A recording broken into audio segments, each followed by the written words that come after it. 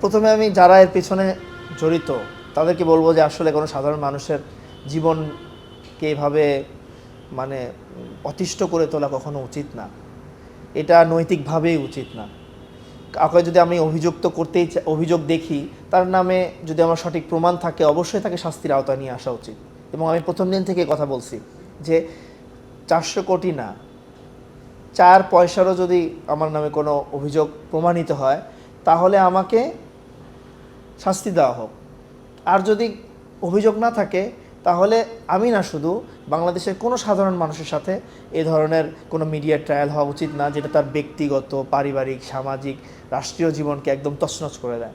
আমি দেখছি যে আমার মায়ের মানে মানে কান্নাগুলো আমি দেখছি, আমার পরিবারের সদস্যদের চোখের পানিকে আমি দেখছি যে তারা কিভাবে এটাকে মানে কষ্ট হিসেবে নিয়েছেন, অনুভব করছেন। তো আমি কখনোই চাবো না যে এই ঘটনাগুলো আর অন্য কারোর সাথে হোক।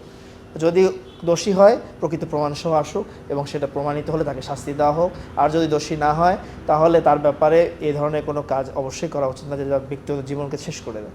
আসলে আমি এর আগেও এই কথাই বললাম যে যেহেতু এনসিপি 5ই আগস্ট 24 জুলাই পরবর্তী একটা আকাঙ্ক্ষাকে ধারণ করা দল ছিল, তো সেখানে তাদেরকে ওই জায়গা থেকে, মানুষের আস্থার জায়গা থেকে সরানোর জন্য কাউকে না কাউকে ব্যবহার করতে হতো। তো সেখানে হয়তো মনে করছে যে এই ব্যক্তির যে সচিবালয়ে যাওয়া, এই ব্যক্তির এনসিটিভির হচ্ছে বই প্রকাশের সাথে সম্পৃক্ত হওয়ার আমরা দেখছি। তো সুতরাং তাকে এই বিষয়গুলো, যেগুলো একদমই ভুয়া এবং হচ্ছে অসত্য, যেমন কাগজ কেনা হয়েছে এনসিটিভিতে 103 কোটি টাকার, কাগজ কেনা হয়েছে 103 কোটি টাকার, কিন্তু অভিযোগ আনা হলো কত? 400 কোটি টাকার। 103 কোটি টাকার মধ্যে অভিযোগ হতে পারে 1 কোটি, 2 কোটি, 5 কোটি, 50 কোটি হতে পারে। কখনো কখনো বালিশ কাণ্ডের ঘটনাও বাংলাদেশে ঘটছে, আমরা দেখছি যে 200 টাকার বালিশ 1800, 2000 টাকায় বিক্রি করা হয়েছে বা কেনা হয়েছে। তো সেটা কিন্তু 100 কোটি, 400 কোটি কীভাবে হয়?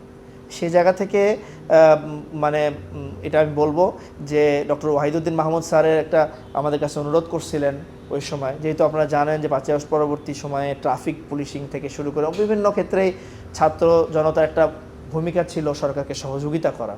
তো আমাদেরকে উনি বলছিলেন যে বিভিন্ন প্রেস মালিক এরা সঠিকভাবে বইপত্র আমাদেরকে দিচ্ছে না, তোমরা একটু বাইরে থেকে খোঁজ খবর নাও যে এরা আসলে কোনো সিন্ডিকেট করতেছে কিনা সঠিকভাবে বই। তা আমরা সেটাই একটু খবর দিতাম যে অমুক প্রেস বই ছাপাচ্ছে না, অমুক প্রেস দিনে মাত্র 6 ঘন্টা কাজ করে, অমুক প্রেস হচ্ছে দিনে মাত্র 8 ঘন্টা কাজ করে, তারা বই বাইন্ডিং করতেছে না, ফেলে রাখছে।